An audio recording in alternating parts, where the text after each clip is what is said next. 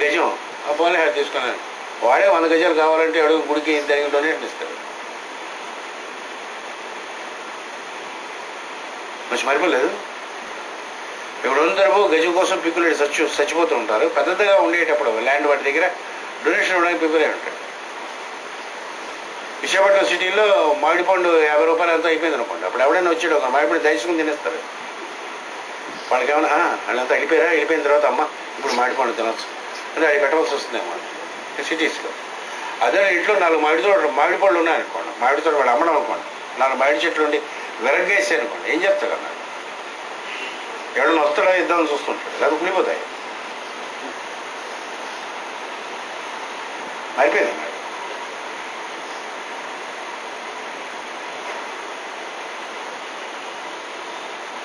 అంచేత అణువు కంట చిన్నదైనటువంటిది మహత్తు కంట పెద్ద, చాలా పెద్దదైనటువంటి ధ్యానం అప్పుడు చేస్తూ ఉండాలి. అందులోనే చెప్తాడు, ఇందులో చెప్తాడు, తర్వాత వస్తుంది మనకి ధ్యానము. ధారణ వచ్చిన తర్వాత వీక్గా ఉన్నాం అనుకోండి, ఈ మధ్య వీక్గా ఉన్నదండి అన్నాడు. ఎవడ మొదలు ఎక్కర్లేదు సార్. అతను యోగ సూత్రం చదివినటువంటి వాడు, ఆ ప్రకారము ధ్యానం చేసినటువంటి వాడికి ఆ జీవితం నందు మొదలు యొక్క అవసరం ఉండదు. అది చేయనటువంటి వాడికి మొదలు ఇస్తాం మనం. ఈ మాస్టర్ గారి యొక్క ప్రేయర్ చేయడానికి సమర్థత లేనటువంటి వాడికి, మాస్టర్ గారి యందు నమ్మకం లేనటువంటి వాడికి, పతంజలి యోగ చదివిన వాడికి హోమియోపతి మొదలు, ఎలపతి మొదలు మనకు అక్కర్లేదు అసలు. ఏం చేయమన్నాడు? ఏనుగుని ధ్యానం చేయమన్నాడు. ఆ వీక్గా ఉంది సగం ఏనుగుని ధ్యానం చేస్తే అంత బలవంతుడు ధ్యానం చేశాడు, ఏనుగు అంత బలం వస్తుంది అన్నాడు. ఇందులోనే ఉంటుంది లోపల. సంయమనం చేయమంటాడు. ధారణ వచ్చిన తర్వాత, సమాధి వచ్చిన తర్వాత, ధారణలోకి వచ్చిన తర్వాత ఒక్కొక్క దాని ఎందుకు సంయమం చేయడం. ఏది ఎప్పుడు వీక్గా ఉంటుంది ఏనుగుతో ధ్యానం చేయ, ఏనుగు అంత బలం వస్తుంటా. ఈ జయదేవ భీముడు అర్జునుడు గట్ట సన్నగా ఉండేవాడు. సినిమాలో పెద్ద తొంపేసుకుని ఇలాగ భీముడు ఆడు కాదు. భీముడు అసలు పేరే వృకోదరుడు. వృకం అంటే తోడేలు. తోడేలు యొక్క నడుము ఎంత ఉంటుందో దానికన్నా చిన్న నడుము ఉండేది భీముడికి. సన్న నడుము అనమాట. మన సినిమాలో వాడికి ఇంతలా షాడోలాగా వేస్తుంటారు, అంత ఉండవు నడుము. బాగా ఉండేట, సన్నగా ఉండేవాట. ఏనుగు ఇలా తిప్పిలే వేసి కృష్ణుడు చెప్పేట, ఏనుగులన్నీ ఇక్కడ పడిపోతే అంత రక్తం అంతా కంపు అయిపోతుంది, తీసి కాస్మాస్లో తీసేయి అన్నట్టు. తీసేవి ఇంకా తిరుగుతూ ఉంటే అప్పుడప్పుడు రక్తవర్షం పడుతుంటే అవే తీసేట. 10,000 ఏనుగులు, 20,000 ఏనుగులు అక్కడ చచ్చిపోతే గొట్టలైపోతే ఎప్పుడు మీకు రాదా తోసేయాలన్నట్టు. ఇలా తిప్పి తోస్తుంటారు. ఒక ఏనుగు చంపడం, ఇలా పట్టణం కొట్టడం, తోసేయడం. ఇంత పని ఎక్కడి నుంచి వచ్చిందండి? మళ్ళీ మనకంటే సొన్నా ఉండిపెట్టాడు. కాస్మాస్ నుంచి రాసుకున్నాడు. మీ దగ్గర ఉంటుంది సార్, మీరు చూడరు అన్నాడు. బకెట్ నీళ్లు ఎత్తుతున్నప్పుడు ఎక్కడి నుంచి వస్తుంది? జనం చేయరు అసలు.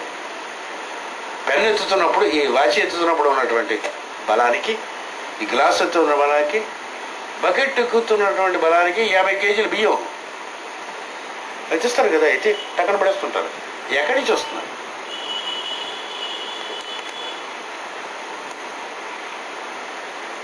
మీలోనే ఉంటుంది. ఎక్కడి నుంచి డ్రా చేస్తారు? కాస్మాస్ నుంచి డ్రా చేస్తారు. ఎనర్జీని డ్రా చేయలేరు, ప్రింట్ ఆఫ్ ప్రాణ డ్రా చేయలేరు అన్నాడు. Master please let me receive the print of ప్రాణ ఇంటూ మై సిస్టమ్. పరమ పవిత్రమైనటువంటి మాత్రం. ఇక మీ డిసీజ్ డెత్ డికే అన్నారు ఆయన మాస్టర్ గారు. ఏమిటిస్తారట? Bliss of existence.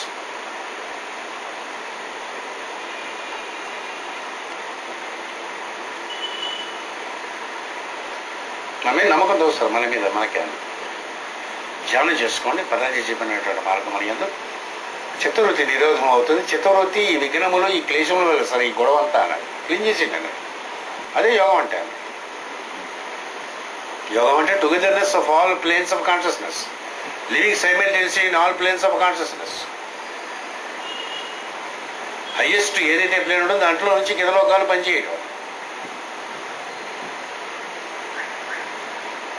అంతే కదా. ఇప్పుడు కొంచెం యోగాభ్యాసం చేస్తున్నా కూడా సిగ్గా ఉన్నాడు అని అంటే ఏంటి, వీడు యోగాభ్యాసం చేస్తున్న యోగాభ్యాసం తప్పు ఉందని లెక్క. యోగాభ్యాసం తప్పు కాదు సార్. డాక్టర్ మంది ఇచ్చిన వాడు జబ్బు దిగడం లేదని అంటే డాక్టర్లు తేడా ఉందని లెక్క. అంటే సరైన మందు ఇవ్వడం లేదని లెక్క.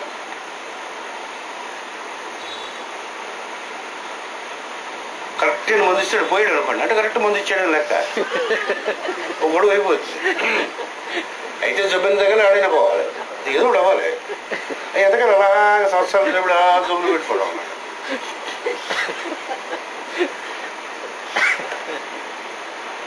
జరుకులు రాశాడు death by healing, healing by death. 300 పేజీలు రాశాడు ఆయన. చావటం వల్ల ఎంత హీలింగ్ జరుగుతుందని రాశాడు. అది పోతాయి అన్నాడు. అక్కలేనివి కాంప్లెక్స్ ఇవి ఏమైనా బాధలు కలిగిందని పోతాయి అన్నాడు. ఫ్రెష్ అయిపోతుంది, మళ్ళీ బాడీ తీసుకురావచ్చు అన్నాడు. ఏది చేత కానప్పుడు ఏం చేయమన్నాడు, హీలింగ్ బై డెత్. అంటే ఎలా సార్ అన్నాడు, there is an art in death అన్నాడు. ఆర్ట్ ఆఫ్ డైయింగ్ అని 400 పేజీలు రాశాడు. అంటే ఎలా సావాలని. నిజానికి పురాణములు కానీ యోగములు కానీ శాస్త్రములు కానీ చెప్పేదంతా కూడా హౌ టు డై. భాగవతంలో ఏం నేర్చుకుంటాం, ఎలాగ సావాలన్నా నేర్చుకుంటాం మొత్తం భాగవతాన్ని. పరమావదే అలాంటి దేహము వదిలిపెట్టుట, ఈ దేహమునందు బంధింపబడినటువంటి మనము దేహము నుండి బయటకు వచ్చి దేవుని ఎట్లా సంస్కరింప చేసుకోవాలి, మనసును ఎలాగ సంస్కరింప చేసుకోవాలి, ఇంద్రియములు ఎలాగ సంస్కరింప చేసుకోవాలి, దేవుని ఎంత పరిశుద్ధముగా ఉంచుకొని హెల్దీగా ఎలా ఉంచుకోవాలి. ఈ స్టెప్స్ కరెక్ట్గా కానీ వాడు హెల్దీగా కనిపించి హ్యాపీగా కనిపిస్తున్నాడు అనుకోండి. యోగి గారండి ఆయన ఈ మధ్య గడ్డం పెంచారు, చాలా ఆయన కడలు లోతులు గడిపేయండి, ఆయన ఎవరితో మాట్లాడాలంటే చాలా కోపం యొక్క యోగి గారంటే వాడు యోగం తప్ప ఇంకేదో చేస్తున్నాడు లెక్క. యోగ అంటే ఎలా ఉంటాడు, మాస్టర్లో ఉంటాడు. ప్రతి క్షణం నవ్వుతూ ఉంటాడు, నవ్విస్తూ ఉంటాడు. యోగులు అంటే గడ్డం పెంచుతారంటే ఏదో తేడా ఉందని లెక్క. All great masters are clean shaven. మీకు తెలియదేమో, all great masters are wisdom are clean shaven. కుతుబి మౌర్య ఈ బొమ్మల్లో వేస్తూ ఉంటారు, అది ఎప్పుడుదో బొమ్మలు. నీట్గా డ్రెస్ చేసుకుంటారు, నీట్గా గడ్డం చేసుకుని రోజు తీసుకుని ఉంటారు. ఈ సినిమాల్లో పాపం ఋషులు ఎలా గడ్డాలు అవి పెంచుకొని, అంటే తపస్సు చేయాలంటే గడ్డం పెంచుకోవాలి. నేను తపస్సు అడవుల్లోకి వెళ్ళి తపస్సు చేసుకుని గడ్డలు పెంచుకోవడం అదొక మెథడ్. కానీ ఈ మాస్టర్స్ విజ్డమ్లో ఉండేవారు, రాజయోగులు అయినటువంటి వారు చాలా హ్యాపీగా ఉంటారు. హ్యాపీగా ఉంటారు సార్. చక్కని డ్రెస్సులు వేసుకుంటారు, శుభ్రంగా గడ్డం వేసుకుంటారు, జోకులు వేసుకుంటారు. షుడ్ చేసి ఎవరనే నేమ్ అవుతుంది స్పిరిచువలిజం. ఆయన స్పిరిచువలిజం మొదలుపెట్టేవండి, అప్పటి నుంచి ఆయన కొంచెం అలా తేడాగా ఉన్నారండి. అంటే అది ఆ మెథడ్ ఏదో తప్పు ఉంది లెక్క. అంతప్పుడు అందరితో మాట్లాడేవాడండి, ఈ మధ్య మాట్లాడడం మనిషి అని యోగి అని తేడా ఉందని లెక్క. యోగ జీవితము అమితమైనటువంటి సుఖమును సంతోషము ఆనందము తనకి కాదు, తన చుట్టూ ఉన్న వాళ్ళకి ప్రసరింపజేస్తుంది. వాడు చుట్టూ చేసి ఉన్నంతసేపు మనుషులు హ్యాపీగా ఉంటారు. అదో ప్రాబ్లమ్స్ ఏమైనా ఫిజికల్ ప్లేన్లో ఉంటాయా? ప్రాబ్లమ్స్ మెంటల్ ప్లేన్లో ఉండే నీ న్యూసెన్స్ ఇచ్చి నీ దూల. Problem never lies and physical plane. Physical ప్లేన్లో ఎదర్ దర్ ఈస్ వస్తువైనా ఉంటుంది, మనిషి అయినా ఉంటాడు.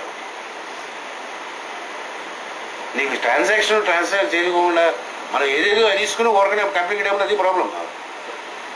హ్యాపీగా ఉన్నాం ప్రాబ్లం లేదు. Happiness is more infections. Master గారు చెప్పేవారు. రా నవ్వుతూ జోకులు వేస్తున్నాడు, సత్తడండి ఎంతసేపు ముడుచుకుని ఉంటాడు. ఎంతసేపు ముడుచుకుంటాడు, జోకులు వేస్తూ నవ్వుతూ ఉండాలి. అలాగ జోకులు వేస్తూ నవ్వుతాడు కొంతసేపు. ఒకసారిగా నవ్వడా లేదా ఇన్ఫెక్షన్ కంటే డేంజరస్ హ్యాపీగా. గతం బాధలు ఉంటూనే ఉంటాయి, వాటి కోసం మనం అక్కడికి వస్తాం.